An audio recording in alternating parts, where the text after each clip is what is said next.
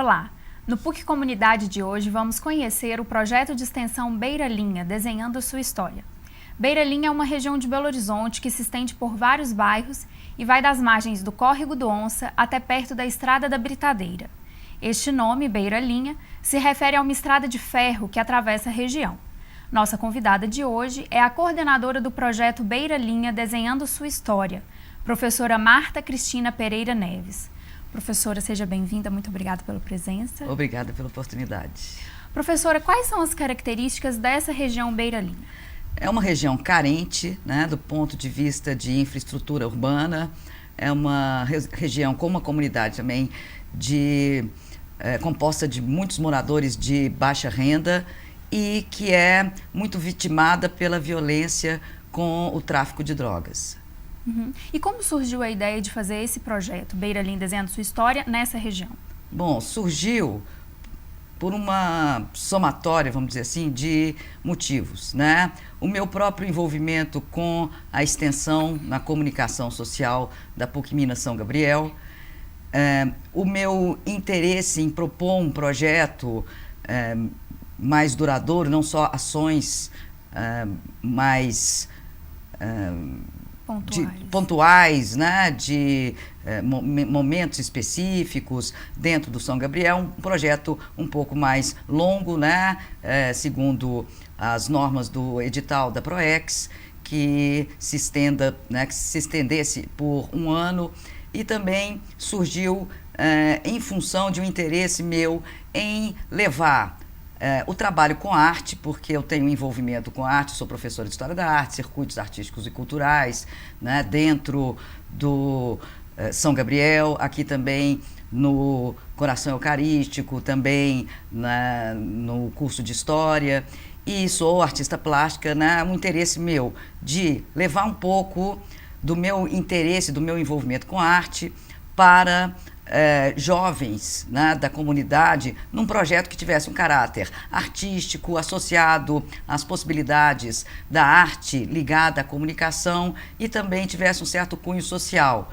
né? Tudo isso somado também a algumas experiências que a gente tem no São Gabriel, dentro de uma semana que é também um evento pontual, mas um evento bastante interessante, né, para a comunidade interna e externa, que é a Semana de Ciência, Arte e Política.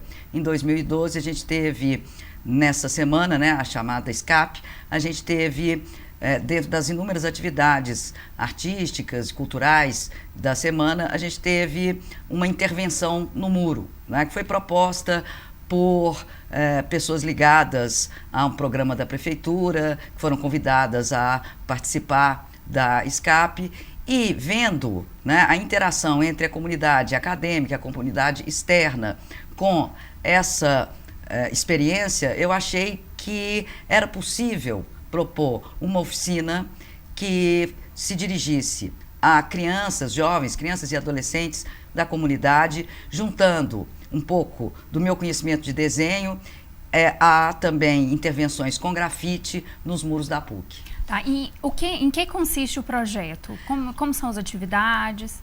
É uma oficina de desenho e grafite, né? Como é que isso acontece?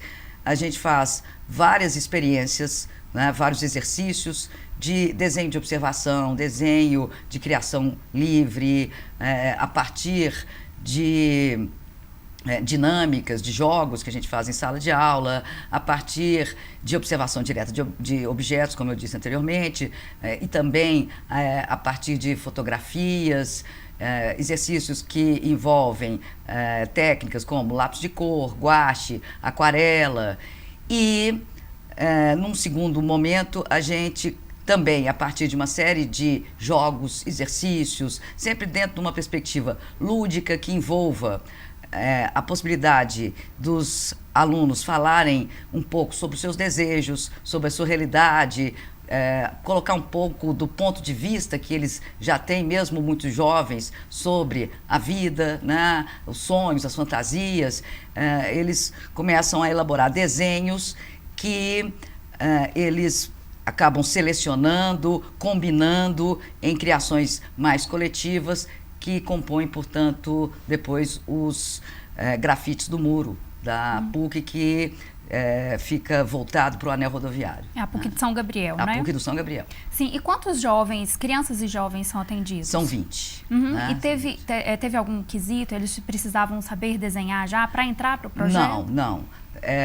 Nós resolvemos não colocar esse pré-requisito de um conhecimento prévio, técnico, específico de desenho. Uma vez até que a oficina não tem por objetivo uma formação técnica mais elaborada, assim como a gente tem nos cursos das escolas especializadas, as escolas de arte.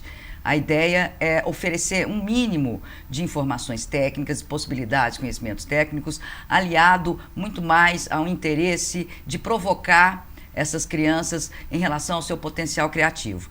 E aí o processo de seleção se dá em função de quais quesitos? Pertencer à faixa etária que é estabelecida, é uma faixa etária bem ampla, né? De 9 a 18 anos. Então, quer dizer, são crianças e jovens, né? E também estudar ou morar na região conhecida como Beira-Linha, né? Nas proximidades da PUC, não necessariamente nas proximidades da PUC, já que a Beira-Linha é bem grande, né? Mas o que acaba acontecendo é que a maior parte realmente mora na Beira-Linha mais próxima à PUC. E ter disponibilidade de comparecer aos sábados à tarde, que é quando a oficina funciona. Uhum. E, professora, vocês professores, né, os próprios extensionistas que participam do projeto, já percebem resultados dessas oficinas, desse projeto, junto às crianças e adolescentes? Sim, eu acho que o principal resultado, que era alguma coisa com que eu contava, mas que talvez eu não vislumbrasse tão claramente quando eu propus essa oficina, acho que o principal resultado é mesmo um processo de companheirismo, do ponto de vista humano mesmo, né? Elas vão se soltando, socializando melhor, né? Relacionando melhor umas com as outras, se sentindo cada vez mais à vontade e se solidarizando umas com as outras. Eu acho que esse resultado, né, dentro desse processo de se desinibir, né, de se sentir mais solidárias umas com as outras, né, de se sentirem mais colegas umas das outras, esse processo é um processo muito interessante e muito gratificante e que a gente vê crescendo dia a dia na oficina. Eu acho que isso é bem interessante. Pode não ser nada tão revolucionário assim, mas é um embrião, eu creio, de uma possibilidade de viver melhor em comunidade, quem sabe, né? Uhum. Professora, os alunos, né, atendidos pelo projeto, eles grafitaram o muro da PUC Minas São Gabriel. Como foi feito esse trabalho? Os alunos que escolheram os seus desenhos, como foi feito isso?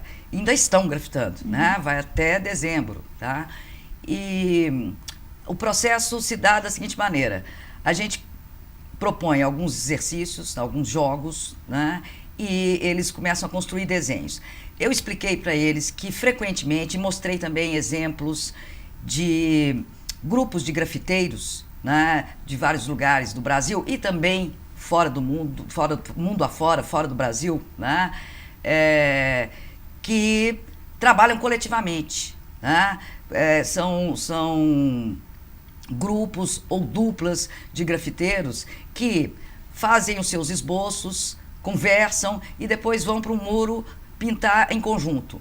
E expliquei que esse trabalho coletivo é importante, que um planejamento é importante. Mostrei inúmeros exemplos para eles verem como é que a coisa acontece, porque existe, por parte dessas crianças e adolescentes, muitas vezes uma ansiedade gigantesca em simplesmente chegar até o muro e escrever o nome, né? A ideia, às vezes, pura e simplesmente de assinar o muro e falar que, olha, eu estou aqui, né? E se passar um colega, se passar um amigo, se passar um conhecido, vai ver o meu nome. E, né, é necessário mostrar que grafite é mais do que isso. Você fala, dá um recado, emite uma opinião, inventa uma história, cria uma possibilidade de diálogo com a cidade que é interessante. Então, para isso eu fiz uma apresentação, mais de uma apresentação sobre grafites, mostrei vídeos, mostrei exemplos em slides, né? para depois a gente fazer exercícios onde cada um criava uma parte do desenho e depois eles combinavam esses desenhos. E aí sim, eles vão fazendo certas escolhas. Olha, acho que é melhor entrar esse elemento, agora esse elemento aqui está sobrando.